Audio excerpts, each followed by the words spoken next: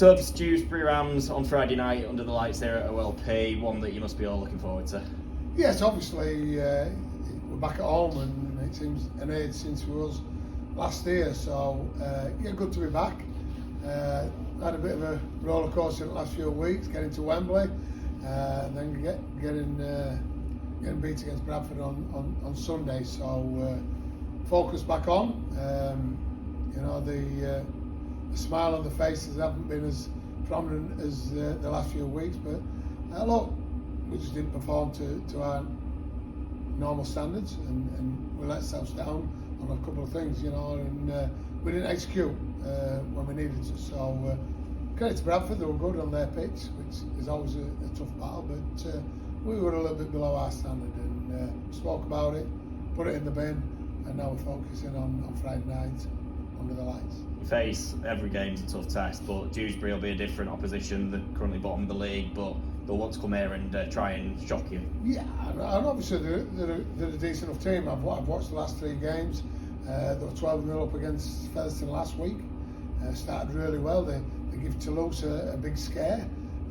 So yeah, and then they got a bit of a touch up against a good Doncaster team. So they're facing 3 new loan signings, a couple of middles from Huddersfield, and they fetched Reece Butterworth back from Hull Kingston Rovers. So they're going to add something to them: quality, fitness, and size. So it'll be a different Dewsbury team that we face this week.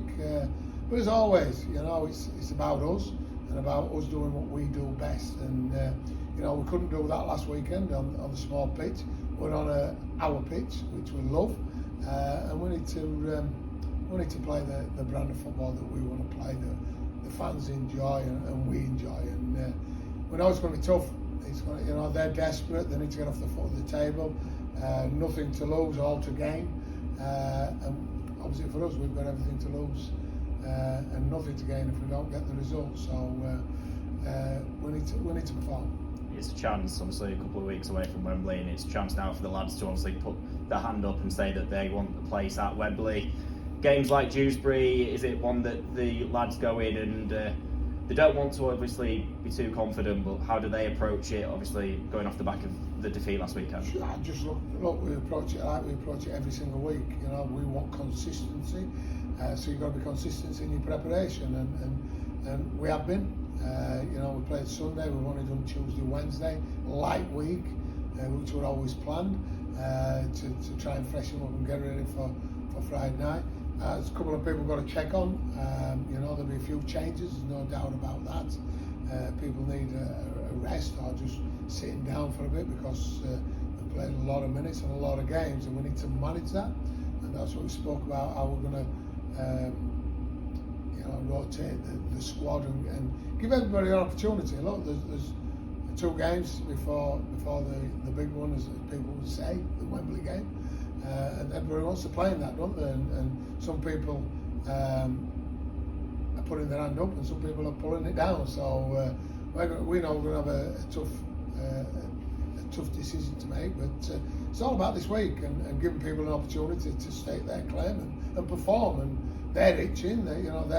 I thought Mitch Clark last week were absolutely outstanding, but that doesn't surprise me because when he's handled his disappointment of not playing the weeks before by training harder, and you are what you train, as we always talk about. So he's trained with purpose and intent, and he took that into the game last Sunday. And I thought he was probably our standout performer last week. So that's what everybody else is tasked to do, and if they do that, then we'll have an headache. If they don't do that, it'll be an easy decision, won't it? And it is only a short turnaround from the Sunday to obviously this Friday night game. You talk about rotation there, it gives the lads obviously chance, but how does it impact your preparations at all? Not really, because we're comfortable in the squad, in the team. There's no doubt about that. We've got a quite in-depth squad, really deep. And if Ben Jones Bishop don't play and we put Ryan Miller in, then hey, we get another good player. So if somebody else doesn't play, we get another good player coming in. There's people like Bailey Lowe, Connor Bauer, all these people that haven't played. Peachy, who's playing week in, week out at the Midlands. So there's plenty of people itching to go, and that's their job. When they come in and the bust into play, they've got to make sure they perform, and they've got to make it difficult to be left out. And players on the fringe obviously want to try and get the team every week. What is your message to them players to try and push on to that next level for what you want at the team? We look at everything in training. If you want to be playing, put your hand up.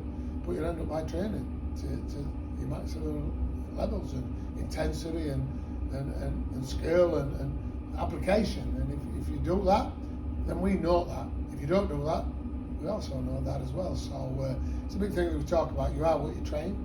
If you train like a dog, chances are you play like a dog. So that's the challenge for them. And handling disappointment is what happens in life. Some people can, and some people it inspires and develops, and some people crumble. And that's what you've got to find out, the people that crumble and the people that have been inspired and go on to that next level. And as I've just said, Mitch Clark has inspired himself to push himself a little bit harder because he wants one of them shirts at Wembley.